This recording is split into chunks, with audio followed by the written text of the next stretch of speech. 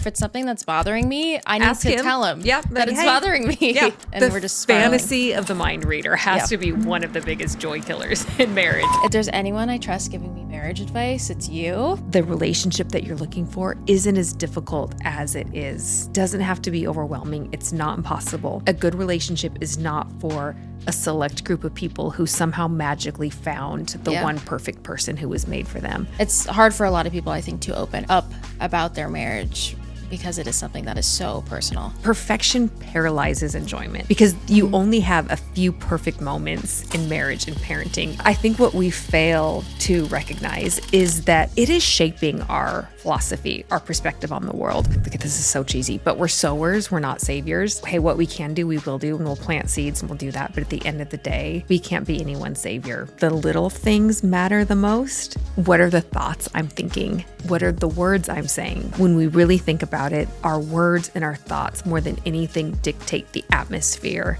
of our home, of our relationship. What is a myth about marriage?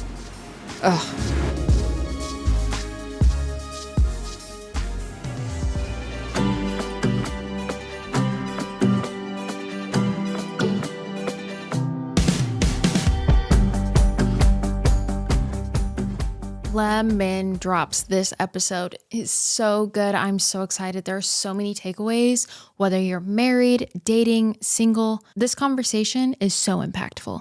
This week, I sit down with pastor and author Chelsea Smith.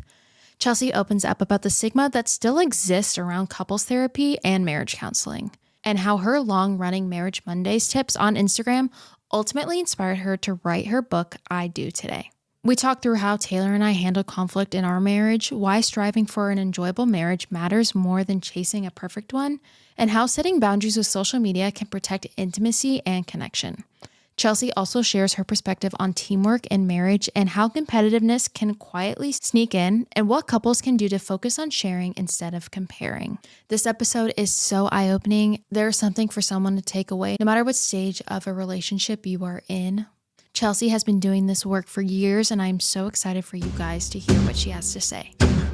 Chelsea, welcome to The Squeeze. Thank you. I'm so fun. I'm so excited to be here. I'm really excited we're finally doing this because if there's anyone I trust giving me marriage advice, it's you. Thank you. And I genuinely mean that. I feel like you are the person that when I think of like marriage advice, obviously because you and your husband did premarital with Taylor and I. Oh, my your word, husband so married fun. us. So Yep. when I think of marriage, I think of you guys. But you guys really are so honest with how you live your marriage and the highs and the lows of it. So there's no one I trust more. And I'm excited for our lemon drops, our listeners, to get some fun advice. Oh, I thank you so much. It means so much when people who see our everyday life and see our marriage and see the ups and downs still want to hear what we have to say. 'Cause sometimes it can be like, I've done a few of these conversations, but I don't think anybody that I know as well as you. And it's a little intimidating. Like, oh shoot, I can't bull crap here. I have to actually give the truth. But thank you for saying that. It means a lot that you see. I mean,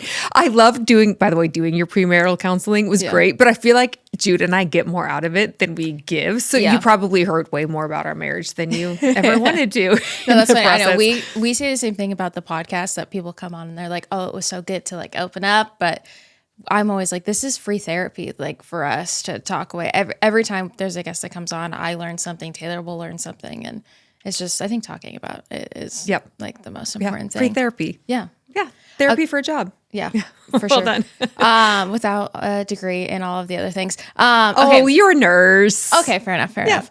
We start each episode off with this jar. Okay. It's a little game called Citrus Got Real. If you want to pull a little piece of paper out of there. Do it. I know they look planted because they all fall. Yeah. So I try to like strategically like place them up there so they Okay, stay. shoot. Now we're going to see if I can read it. I can get this. If you can only drink one beverage other than water forever, what would it be? Okay. Oh. I mean, I had to say coffee, but what kind of coffee? Oh, mine would be this coffee shop. Well, they actually sell the beans and I have them, but they're based in Grand Rapids, Michigan. It's called Madcap, but they have a coffee shop downtown Detroit. And when we go, I always go walk there and get coffee in the morning. Oh. It's my favorite coffee. What? In Detroit? Uh-huh. Okay. Yeah, but you can buy the beans. So if you want to try them. If you want to try them. Yeah. Do you make your own espresso every morning? I make a pot of coffee. I haven't ventured into the like espresso machine yet because it just kind of scares me. And it seems like a lot of and levers and things that can break. It's a lot of money, and I don't know if I'm going to be good at it or like enjoy it, and I don't want to spend the money if I'm not going to like actually use it. So I do a pot of coffee is my thing. I'm an espresso person because it's so easy. Yeah. I know. Like in the morning before thinking. Yeah. And would that be your drink, do you think? I am 51% coffee, 49% wine. Okay. Oh yeah, that's good too. What kind of wine do you like? Are you red? I'm red. Okay. Yeah. I mean, summer I'll do white, but mostly, I mean, a glass of red wine is like better than dessert. I think I drank there was a period of time where I drank only red wine, and I feel like I'm slowly making this swing back into red wine because then I switched to just whites. Oh yeah, and because I just felt like I had too much red, I was like it was just too like heavy, and I was over it. So I was like, your teeth were starting to turn. Yeah, I was like, I need a light like Sauv Blanc is my go-to wine right now, but. I think I'm slowly. Have you gotten into like the natural orange wines? I still haven't tried it. No, I haven't tried it. No, my girlfriends love it, but I haven't. I have some at the store, but I don't know if it's like a good one. I have friends who've gotten me into it, and this summer was my first like orange wines instead of white wines for the summer. Yeah. And I enjoyed it. Okay. And I felt better about myself. I have no idea if it actually helped or not, but it's like lighter, fresher. Yeah, that's good. It's good. Okay, well, let's get into. We're going to be talking all about marriage, all of the tips and the tricks, and just some great advice that I think you share with us in your new book and things that we can bring into marriage and relationships. And I feel like there's definitely kind of a stigma around like doing couples therapy or trying to put in the work to make your marriage better or work on your marriage. Yeah. Can you speak to that a little bit? Yeah. I still want to ask you what you think brings about that stigma, because I think we have this fantasy that we're going to fall in love with this perfect person. We're going to find the one, we're going to find our person. And then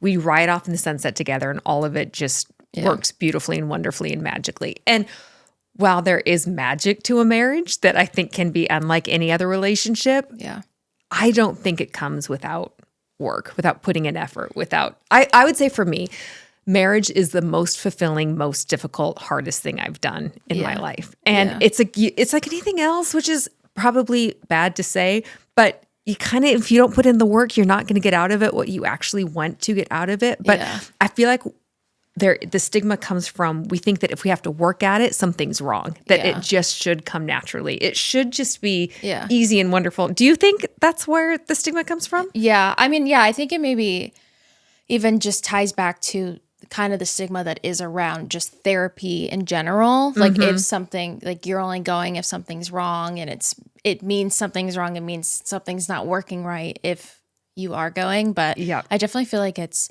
the opposite. And, with Taylor and I like doing premarital counseling, I feel like that I would recommend even couples that are like dating and that's in their future to do that. Cause I feel like it really sets you up for success, being asked those questions, like being asked questions that we wouldn't think to ask ourselves, or being given advice on things that might come up later on in our marriage and how we each would handle it. Because I think Taylor and I, we definitely like went through a lot of life together. But I think when you're married, there's definitely things where when it comes to maybe like how we were raised, like I was raised a certain way, so maybe I view something this way and he views it this way, but we wouldn't know it till we're married. Yes. And you don't know what you think normal is, and you think this is normal and he thinks this is normal, and you have no idea that your definitions of normal are very opposite, and one isn't right or one isn't wrong, but they can create significant conflict. That's so true. I feel like too, there's so many scenes in movies where a couple will be in their last straw of a relationship, and then it's finally like, oh, okay, let's try marriage counseling, and it's always the last ditch effort to a relationship that just has no other hope. And I do think that has created such a stereotype that isn't accurate. Yeah, it's so true. I feel like I'm in a season right now where I feel like Taylor and I have been going through a lot of growth individually and together. And I've been saying that like it's my favorite form of intimacy is growing with him because like when I feel like as a couple, when something is hard and you work at it together and you're both able to make the other feel like heard and seen, like after Taylor and I have an argument, which, is not often, but of course we work together, we live together, it's bound to happen. Yeah.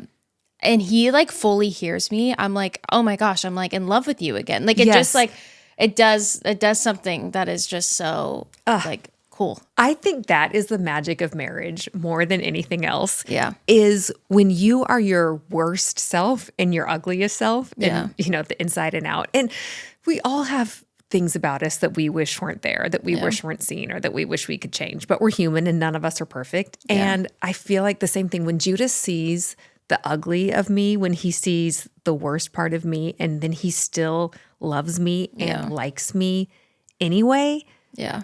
I just think there's nothing greater literally on this planet than having that type of intimacy. And sometimes it only comes out through a fight. So. Yeah. I mean, yeah, if you're not, what is that? It's like iron sharpens iron. Like I feel like you have to like be like working at it to grow. Because if you're not working towards something, then how do you grow? Lately, my life has felt like a constant juggling act between work, social plans, travel, trying to move my body, and still show up for myself. There are so many days where my own health ends up taking a back seat. I'll look up and realize I've been running around all day answering emails, hopping from one thing to the next, and haven't actually fueled myself in the way that feels good. And that's exactly where Premier Protein comes in for me. On those busy days when I need something quick, convenient, and actually satisfying, Premier Protein has become my go-to. It's the kind of thing that I can grab without slowing down, but still feel good after choosing. Whether I'm heading out the door, need an afternoon boost, or just want something easy that fits into my routine, it makes fueling myself feel simple instead of stressful. And honestly, it tastes amazing. I always keep the vanilla on hand. It's my favorite flavor, and it makes it so easy to reach for something that I actually enjoy and look forward to having. What I also really appreciate is that Premier Protein fits into real life. It's not just for intense gym sessions or hardcore workout days. It's for everything you need fuel for. With 30 grams of protein and tons of delicious flavors, Premier Protein isn't just for those who get after fitness. It's for those who get after life. It's for squeezing in a walk, showing up to a meeting feeling ready, saying yes to plans with friends, winning game night, or even mastering a new recipe for a dinner party. That's why it feels like such an easy, smart choice. Find your favorite flavor at premierprotein.com. That's PremierProtein.com or at Amazon, Walmart, or other major retailers. This time of year, I can really tell when I haven't been prioritizing my health. With packed schedules, travel, and long recording days, it doesn't take much for me to start feeling a little depleted if I'm not staying mindful about the small habits that keep me feeling my best. That's one of the reasons Wetherspoon has worked its way into my daily routine, especially their Manuka honey drops. If you're new to Manuka honey, it's a special variety sourced exclusively from New Zealand and known for its naturally occurring wellness properties you don't get from standard honey. One of the things I genuinely appreciate about these drops is the flavor. They're not overly strong or medicinal like traditional cough drops. They're subtly sweet, smooth, and actually enjoyable, which makes a big difference when you're reaching for them throughout the day. I like knowing I'm soothing my throat with simple ingredients I recognize and trust. They're crafted with functional ingredients like bee propolis and echinacea, which are often used to help support immune health. And they come in honey-forward flavors like ginger and lemon. I tend to grab the lemon most often. I also love how easy they are to keep on hand because they're individually wrapped. So you can throw them in your bag, your car, your travel bag, really anything, and they're super easy to reach for and you can have with you all the time. Wetherspoon is the #1 selling Manuka honey brand in the US and one of the only organic Manuka honeys available. Their products are always non-GMO and free from antibiotics and glyphosates. Get your own taste of New Zealand sunshine today by visiting wetherspoon.com and use code SQUEEZE20 at checkout for 20% off your order. That's wetherspoon.com and use code SQUEEZE20 for 20% off your order of Wetherspoon Manuka honey. Anytime something feels slightly off, low energy, bloating, brain fog, mood shifts, so often it could be traced back to gut health. Your digestion plays a role in so much more than just your stomach. It impacts energy, focus, immunity, even how you emotionally feel. In between stress, travel, and everyday life, your gut is constantly working overtime. When it's not supported properly, it can absolutely tell. One of the biggest things I learned when I started researching probiotics is that a lot of them don't actually survive the journey through your stomach. So even though you're taking one constantly, it might not be reaching your gut in a way that makes a difference. Just Thrive is different. It's clinically shown to arrive 100% alive in your gut, so it can actually do what it's designed to do and deliver noticeable results. What makes it stand out even more is the way it supports your overall gut environment. It helps create an antioxidant-producing environment directly in the gut, forming beneficial compounds exactly where your body needs them. That kind of internal support can positively impact digestion, immune function, sustain energy, mental clarity, and overall balance over time. Just Thrive comes in traditional capsules or berry-flavored gummies, which we all know I love a good gummy because I hate taking pills. And it's just a low-effort daily habit that's actually supporting your body in such a meaningful way. So here's our challenge. Try Just Thrive Probiotic for 90 days risk-free. Visit justthrivehealth.com and save 20% off with promo code SQUEEZE. See the difference for yourself or get a full product refund, no questions asked. Take the 90-day Just Thrive Probiotic Challenge today at justthrivehealth.com/squeeze. Be the best you with Just Thrive. Where did the idea for this book come from? Because I know you do Marriage Mondays on social media. I can always look forward to seeing those on Mondays. Did that kind of like spark the idea for you? Yeah, Marriage Monday started probably 8 years ago now, quite a few years ago, when some of our closest friends who we loved, and they're both just really incredible people, decided to walk away from their marriage and get divorced. And it was so devastating for us to see these two incredible people and there was nothing major that happened. There was no cheating. There was no infidelity. It was just the hard things of marriage. And at that point I realized, okay, I think I know something about marriage, and I don't have any degree, and my degree's in human development, my undergrad. But I realized Judah and I were given a gift that both of our parents were married for our whole lifetime. Judah's dad has since passed away. My parents just celebrated like 56 years of marriage, which is wild. Oh, wow. So I realized we got to see a healthy marriage, and not perfect because no marriage is perfect, but an everyday marriage. And when our friends got divorced and I realized, I think what happened wasn't because it wasn't anything big. It was just missing out on the everyday, like tips and tricks of marriage, so to speak. And I thought, I can do this for a year. So I was literally just going to do it for a year of Marriage Monday of, hey, just one thought to work on this week for your marriage and how that could be better this week. And so that's what started Marriage Monday and turned into a book because I realized I couldn't believe how much people were really grateful for the help and just for the everyday help of how do I make my relationship better this week? Yeah. How can I make it better today? For sure. And I feel like in the world of social media, especially, we're not talking about, the hard things of marriage. It's just like, here's my cute husband and my kids and my family. And it's all like the Instagram perfectness, but no one's really, it's hard for a lot of people, I think, to open up about their marriage because it is something that is so personal. Did that make it intimidating for you to choose to get married, having seen that? I mean, your parents are awesome. Jude and I are joking, like your mom's so beautiful. Your dad, they're awesome.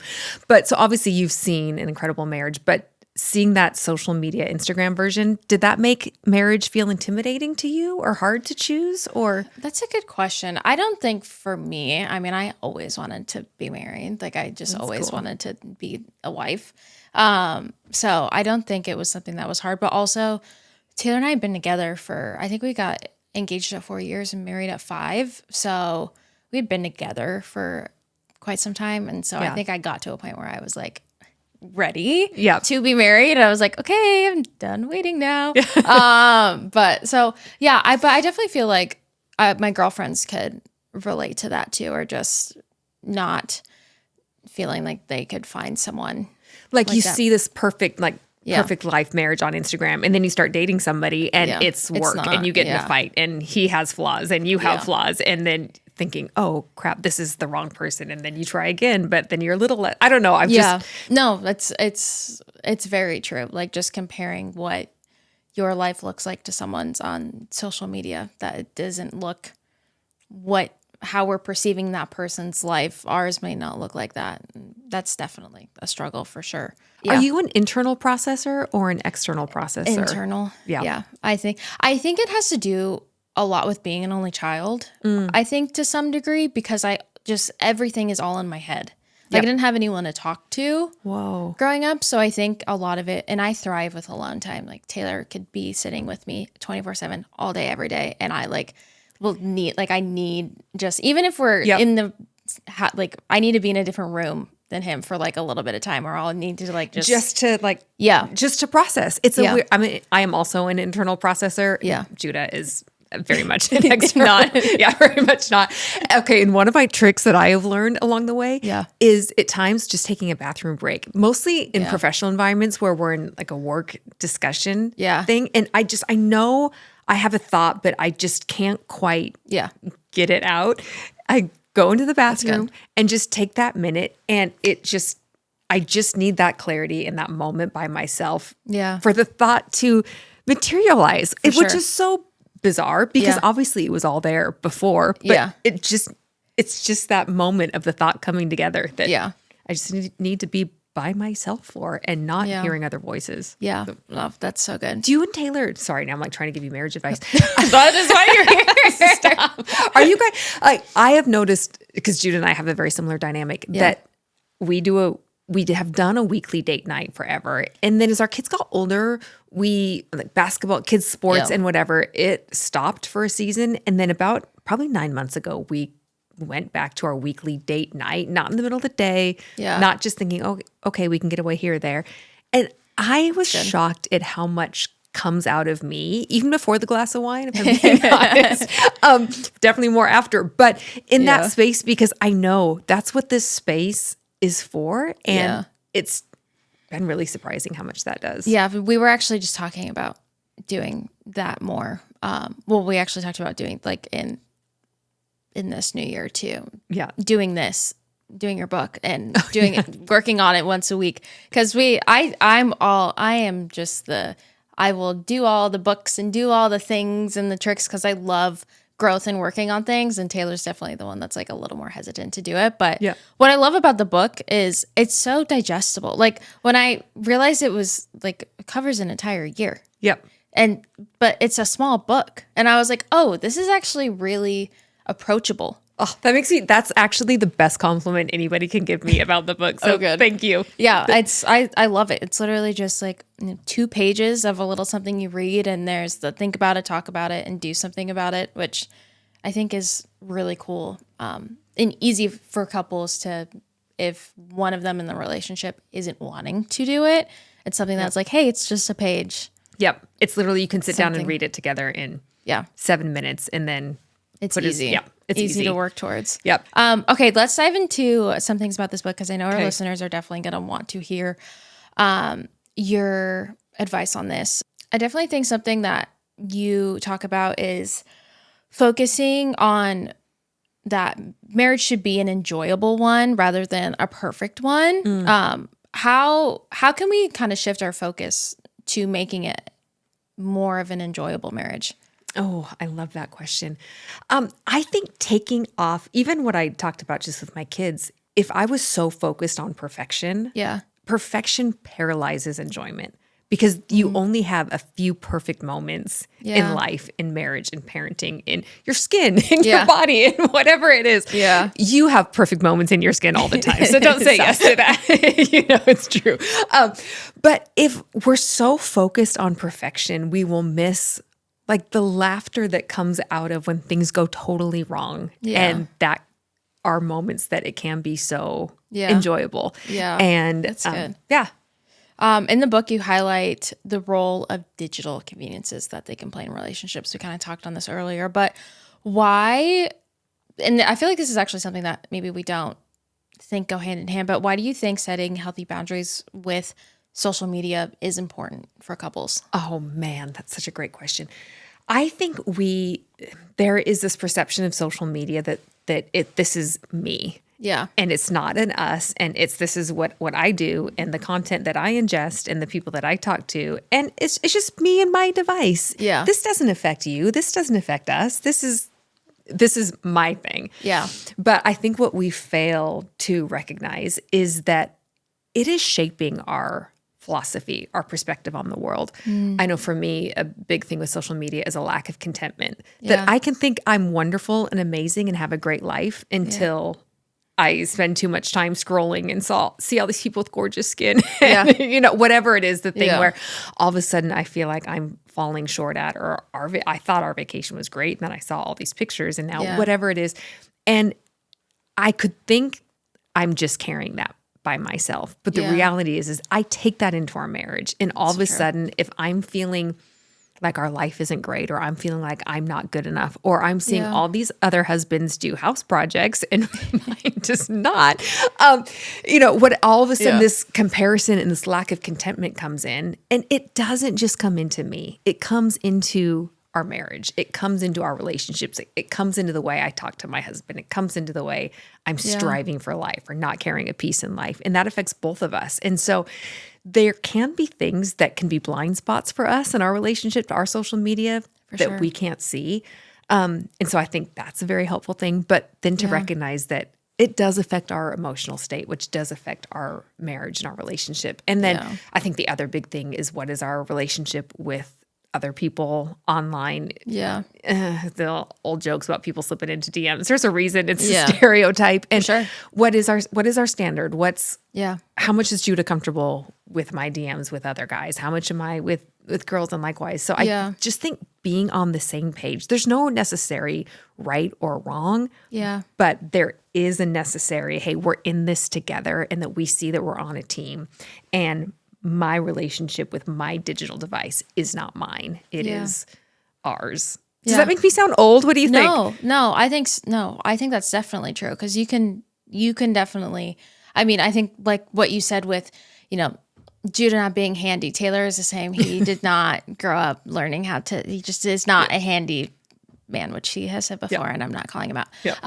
But I could watch videos and be like, oh, Taylor doesn't like do this around the house. And then that is forming an opinion in my head. And then even though I may not be saying anything, I'm probably starting to resent him in a way when something happens, and I'm the one that needs to be restarting the Wi-Fi router or whatever it is. Yeah. And you married him knowing that that's absolutely who he was going to be. I learned that very quickly after 4 years of being together. Like, you knew what you were getting into, and suddenly it's not an issue because I've gone down a rabbit hole and followed someone. Yeah. Our friends who, they are, the husband who is such a good cleaner.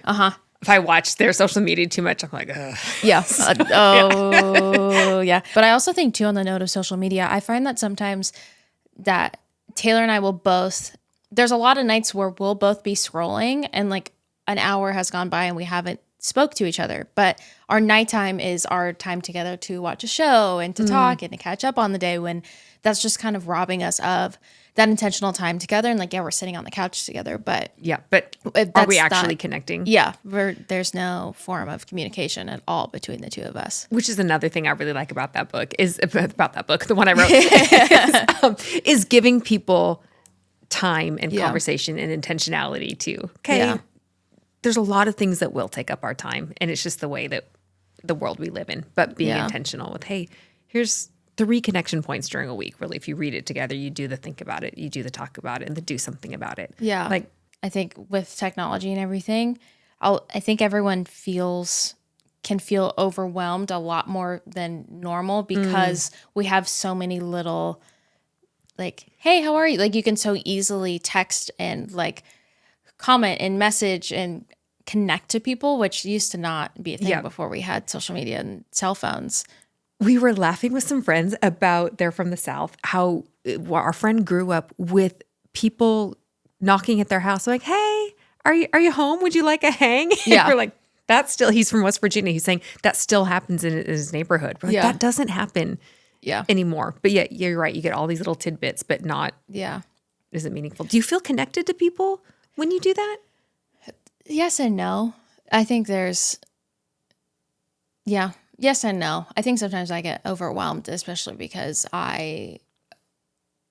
of the platform and because I know that I am sometimes the only line for people to, which I'm sure is something you feel, I'm sometimes the only line for people to open up about their mental health or to find a therapist or to whatever that is. And I feel like sometimes if I'm not always available, then I don't want a friend of mine to miss out on that, which I'm sure is, something that you feel too. You carry that weight of responsibility. Yeah.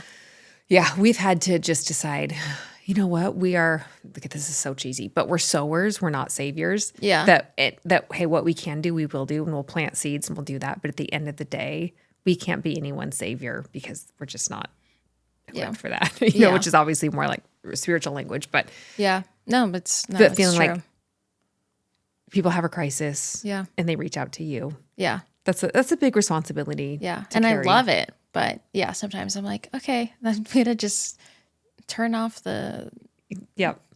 off. Whenever life gets busy, dinner is usually the first thing that slips. You either realize you're way too late and haven't eaten anything, grab something quick that leaves you feeling just meh, or rotate through the same few meals because you don't have the bandwidth to think. That's exactly why Tempo has become such a staple. It's fresh, balanced food that tastes amazing and requires basically zero effort. No skipped meals, no last-minute takeout, no giant pile of dishes in the sink. On nights when recordings run late or my day just completely goes sideways, Tempo comes through. The meals arrive fresh and fully prepared, the portions feel right, and everything is ready in about 2 minutes. It's actual, real food, just without the grocery shopping, the prep work, or standing in front of the fridge wondering what the heck am I going to cook. Tempo delivers chef-crafted, dietitian-approved meals straight to your door. Each one is portioned for a full lunch or dinner and heats up fast, so you can eat something satisfying without defaulting to a sad desk salad or late-night drive-thru decision that you'll regret later. What I also love is the variety. They drop 20 new recipes every week, made with nutrient-dense ingredients and a lot of flavor. There's real texture, bright seasoning, and it doesn't feel like the repetitive burnout meal prep routine. And whatever you're working towards, there's an option that aligns. There's protein packed with up to 30 grams of protein, calorie conscious, carb conscious, fiber rich. It makes staying consistent feel simple instead of overwhelming. And for a limited time, Tempo is offering our listeners 60% off your first box. Go to tempomeals.com/squeeze. That's tempomeals.com/squeeze for 60% off your first box. tempomeals.com/squeeze. Rules and restrictions may apply. If you're trying to stay consistent during a packed season of life, you need to check out the new Peloton Cross Training Tread Plus powered by Peloton IQ. It's one of their most advanced pieces of equipment yet, offering real-time guidance and so many different ways to move, whether you're working out on your own or jumping into a class with your favorite instructors. One thing I genuinely appreciate is how efficient it makes everything. Peloton IQ removes a lot of mental effort from your workouts and helps you stay on track, even when your schedule gets busy. With built-in goal setting and smart weight recommendations, it keeps you progressing without having to constantly rethink your plan. That kind of built-in structure makes consistency feel so much more manageable. It also features a movement tracking camera that counts reps and offers real-time form feedback. And the versatility is incredible. Thanks to the swivel screen, you can transition seamlessly from a longer run on the Tread Plus to strength, stretching, or sculpt classes off the tread with a quick turn. It makes creating a balanced, well-rounded routine feel simple, even when your days are full. Let yourself run, lift, sculpt, push, and go. Explore the new Peloton Cross Training Tread Plus at onepeloton.com. I don't know about you, but I am always drawn to a strong founder story, and Brooklyn Beddings is such a good one. The company was started by John in Arizona. No fancy background, just determination, hands-on craftsmanship, and a real commitment to doing things well. And honestly, the level of care shows up in the product. I've been sleeping on the Signature Hybrid from Brooklyn Bedding, and it's one of those upgrades you don't fully appreciate until you experience it. The base feels sturdy and supportive, but the top layer has a soft, comfortable feel that lets you relax into it. One of the things I first noticed is how durable it feels. There's a real solidness to it. It's like it's designed to last for years, not just get through the short term. What's really cool about Brooklyn Bedding is they don't treat sleep like it's a one-size-fits-all. Every mattress is handcrafted in their Arizona factory, and they offer options that cater to different sleep styles and body types. So if you're unsure where to start, their sleep quiz pairs you with the right fit in just a couple of minutes. They are also one of the only mattress brands endorsed by the American Chiropractic Association for spinal alignment and back health, and everything is 100% fiberglass free, which definitely gave me extra peace of mind. They also offer a 120-night comfort trial, so you can truly live with the mattress and make sure it's right for you. Go to brooklynbedding.com and use my promo code SQUEEZE at checkout to get 30% off site-wide. This offer is not available anywhere else. That's brooklynbedding.com. Use promo code SQUEEZE for 30% off site-wide. Support our show and let them know that we sent you after checkout. brooklynbedding.com, promo code SQUEEZE. Okay, next question I have for you. Yeah. This is something that I actually feel like I have had a few friends deal with in their relationships, but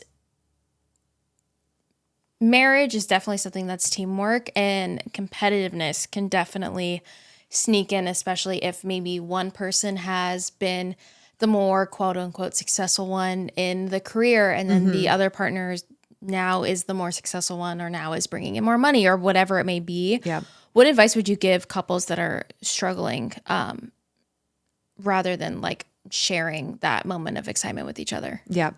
I think that's such a great question. And I know you and Taylor walk it out, and you've both handled it so graciously. It's been fun watching you guys navigate that with love and care for each other. This is such it's a simple answer, but not an easy answer. Yeah. It's like simple in concept, hard to walk out on a daily basis. And that is really reminding ourselves that we are a we, and that your win is my win, and my win is your win, and my loss is your loss, and your loss is mine. And taking all of those together, I think so often it's more natural for us, and maybe this is just as women, but to take on our partner's losses, For sure. but to not take on their wins. And like when something's going wrong, we take it, we feel it, we feel the heartache of it and the brokenness of it. But then when something's going right and they're successful, it can tend to make us feel, is this going to make me feel small? Is this going to make me feel insignificant? Is this going to lessen my whatever? And we don't take that win with the same joy and celebration. Yeah. For me, it was such a moment when, a long time ago, I'm so bad with timeline, 10, 15 years ago in marriage. Yeah. Judah started getting to know more well-known people. Yeah. And they would start to call him and reach out to him. And all of a sudden, for me, this huge insecurity came out of, wait, if all these people who were big deals, wonderful people, if they're reaching out for Judah, is he not going to have time for me? Am I going to be less significant? Is my role going to be less? And all of these insecurities coming out. Yeah. Instead, and here I am, and he's in this great like win, this great meaningful moment, and I'm thinking about myself in it. Yeah. But I just felt all those things, and this thing had been brewing in me for a while of feeling insecure. Yeah. Had been brewing in me for a while, so of course this resulted in a huge fight. And poor Judah, he knows I can tell the story. I'm not throwing him under the bus. He's just doing his best in the moment. Yeah. And it was wild. He never would have thought that I felt that way. Yeah. Because it was the furthest thing from his mind. He's like, you're my ride or die. You're my, there's no chance that any person would ever make you feel less. But until I voiced that and had that conversation with him, it wasn't out there. Yeah. I think this is something that you guys told us was like, I can't expect Taylor to read my mind. Like I have to voice things. But even just down to like, putting the dish away. Like I have found myself sometimes like wanting to like leave. He'll like drop a dirty clothing item like on the ground or something, and I'm like, I'm gonna leave it there until he picks it up.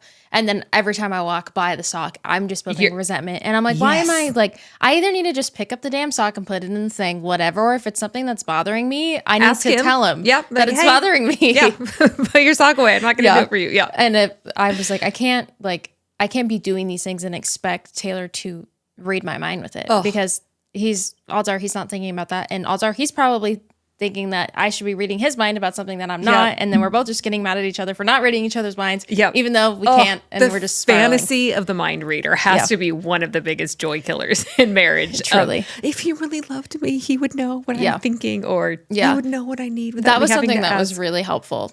And even though sometimes I'll just like spiral myself and do it. Not really anymore. I don't do it anymore. But definitely when we were first married, I was like, okay, let me like see. But I knew that. I guess I used to do that before, honestly, before we did premarital. I would think that because we were together for quite some time before we got engaged and married. But that was really good to know going into our marriage was, no, he actually can't read my mind. And odds are what's on my mind is not even on his radar. Yeah. And he loves you with he chose you. You are his person. Yeah. But he still can't read your mind. Yeah. It is not a lack of love or desire. It's sure. just being human. Yeah. We have two different brains and they're not on the same wavelength. We talked about being a team, but also what would your advice be for couples kind of like managing their individuality, but also being one? Yeah, such a great question.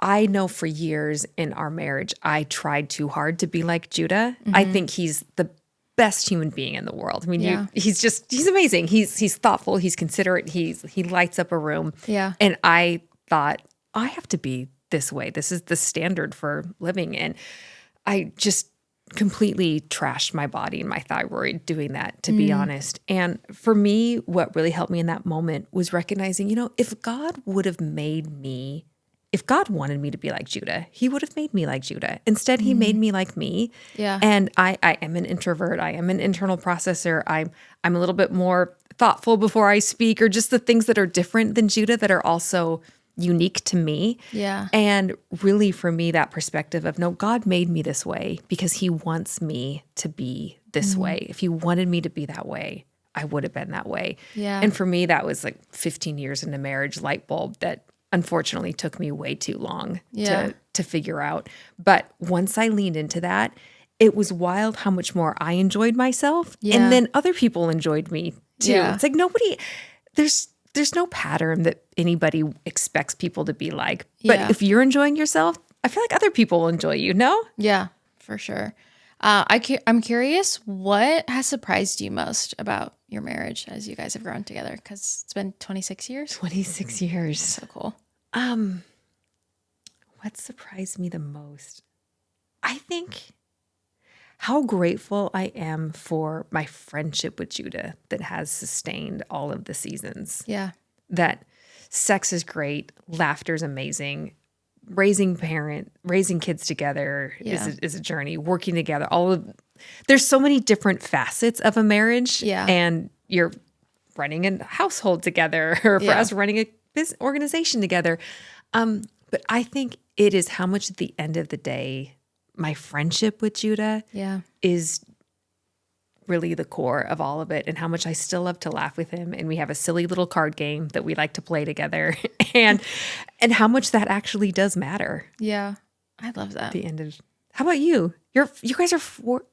What are we? Married 3? I mean, we've been together for 8. Yeah. So, I mean, we have been together a while, but not married for 3. What surprised you the most? That's a good question. Right? I love it throwing it back at you. I think that in a way that as it's gotten harder, it's also gotten easier. Like I feel really lucky that I have a partner that when we're in an argument or a disagreement, whatever it is, he genuinely like wants me to feel heard and seen and wants to know how I'm feeling in the situation. Yeah. And I think that's really important because when we fight, a lot of couples I know just like go for the jugular and say things that they don't mean and they know are going to just hurt their partner. Yeah. Yeah. And I feel so lucky that isn't the type of arguing that we have. And that's something that I think we're both intentional about when we approach it, is we really just love each other and we don't want the other person to hurt. So when things get tough and, me working through my communication, like Taylor knows that I'm working through it and we can giggle about it. And I can joke like, oh, I'm going to need like 3 to 5 business days. Like being able to laugh through the hard times, I think is something that obviously as we've been together and now business and kids someday, like there's going to be more arguments that come about because there's more life decisions that need to be made and things that we've never thought about before, but are just how our brains work, are going to come up and they're going to be different. And I think that it's cool that as we grow, like I said, when we fight, like, and there's resolve and we come together and we're closer after, like, it's so fun. So now I know when there's a disagreement, I know that we're going to get to the other side of it. And that's such a beautiful place because then you're not afraid of the disagreement. Yeah. And you'll actually work through it and then work past it and be closer as a result of it, as opposed to being so afraid of a disagreement because it's going to blow up and you're going to say hurtful things. So then you never have the disagreement that you should have. Yeah. And then you're being robbed of intimacy. That's so wise. I would agree with that.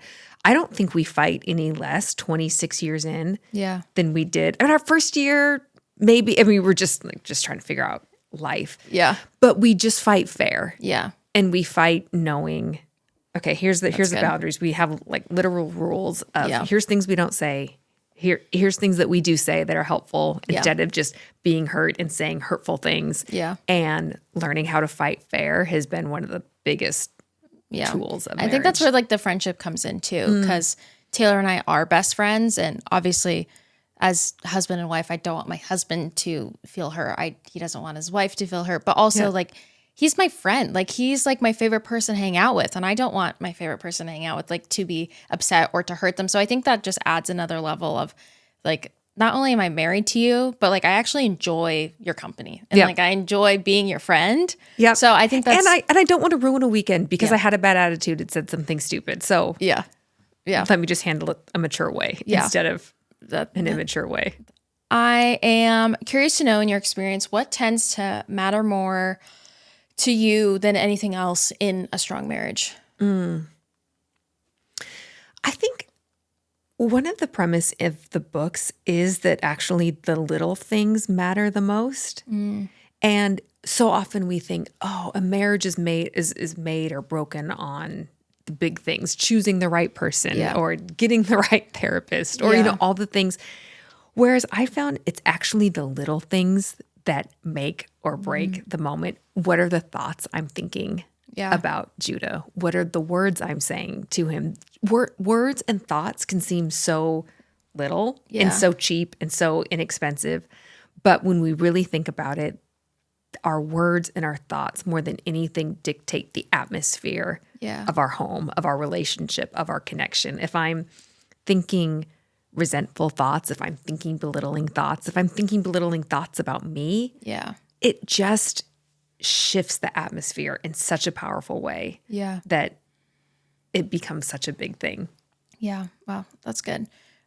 What is one small shift that you think makes a big difference in a relationship? Oh, I think the smallest shift is recognizing this is the person who I loved and I chose.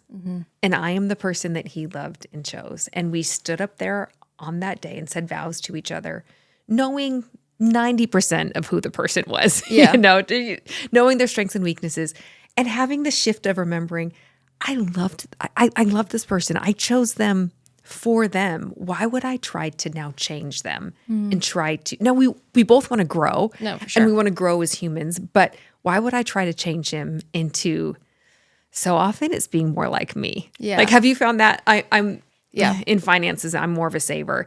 And I want to make him to be more of a saver like me because I actually think my way is right. But I loved that generosity in him when we were dating. And so why would I try to change him? Yeah. No, that's good.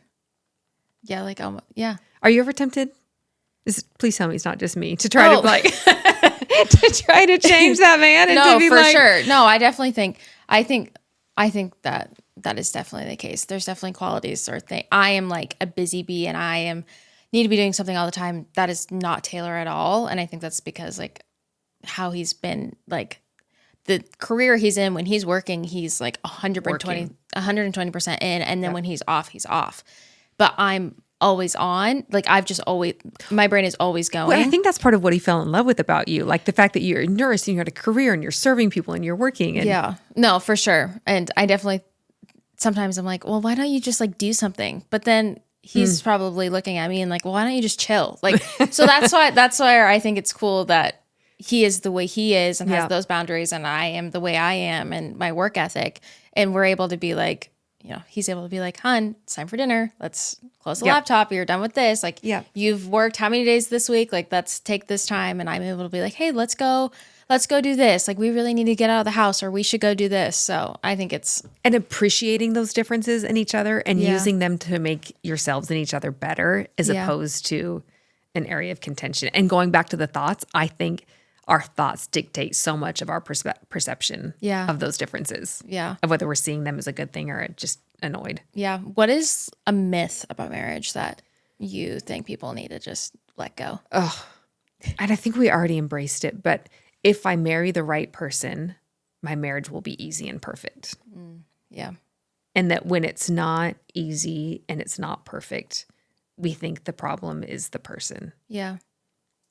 And so often it's just life. Yeah. And at the end of the day, marriage is always two imperfect people coming together and trying to build this life together. It's wild. Yeah. It's a really wild thing that we I know. do. Taylor and I are always like, it's crazy that like one of us, I feel like once a month is always like, whoa, like we're going to be together for like a really long time. Like, like the fact that we're only like, we're 29 and 30. How old is Taylor? Or early 30s. Yeah. Like the fact that we're there, like here, and we have so much more like life to live. Like it's so crazy, and it's like so exciting. But it's a wild concept. Like it's a wild, because Jude and I just hit 26 years. And then I look at my parents who are 56 years. And I think we're not even halfway to where my parents are. And so far, 26 years of marriage feels like my greatest life accomplishment. But to think that there's still more of it. It's so cool. And that creates an insecurity and a security at the same time, don't you think? Yeah. That perspective. It makes me excited and want to.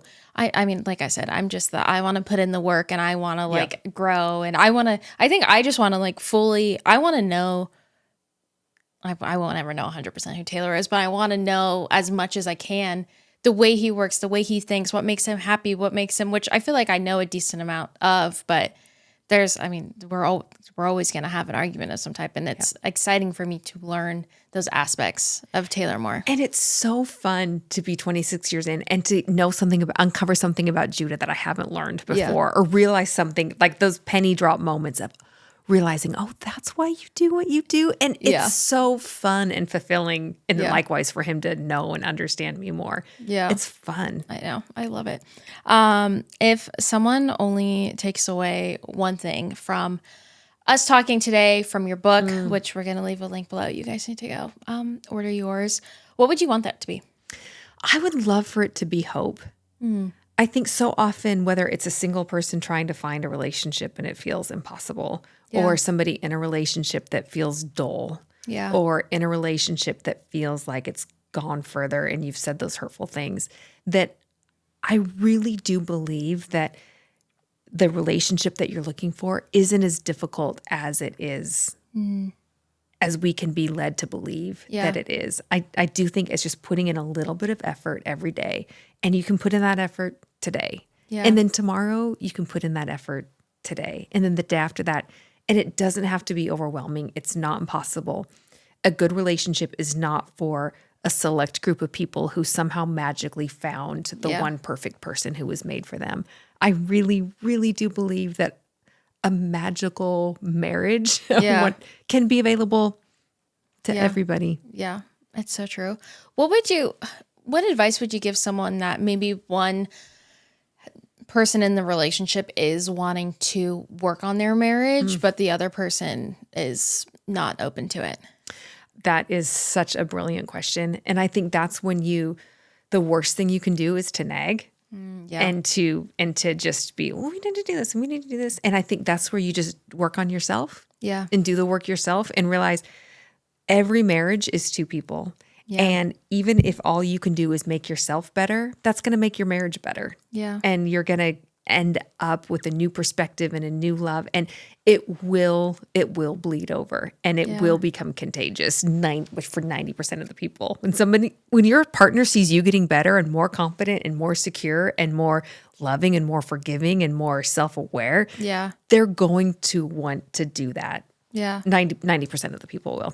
No, I completely agree with that, because I feel like I would say that both, if Taylor's, thriving in something that I want, not even, something that is like a tangible thing. He's starting to eat healthier or starting to exercise. I definitely want to do that. Like I could do that. There's a way to motivate in a way that I want to get to a healthy version of myself, and this is something that I want for my partner too. And they definitely will see that. Whether you're quiet about it or not. Yeah, like for Judah with therapy, I started therapy maybe 5 years ago, and it was so amazing for me. And it took him like a year before he was kind of like, oh no, Chelsea, glad you're doing that. Glad it's your thing. And then when he started to see changes in me and in my habits and in my communication, he asked for a recommendation. And I only had to nag about it, a few times. Only a couple times.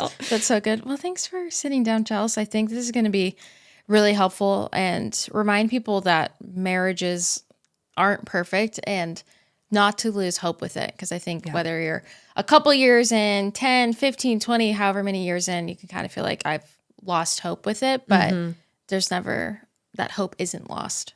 Yeah.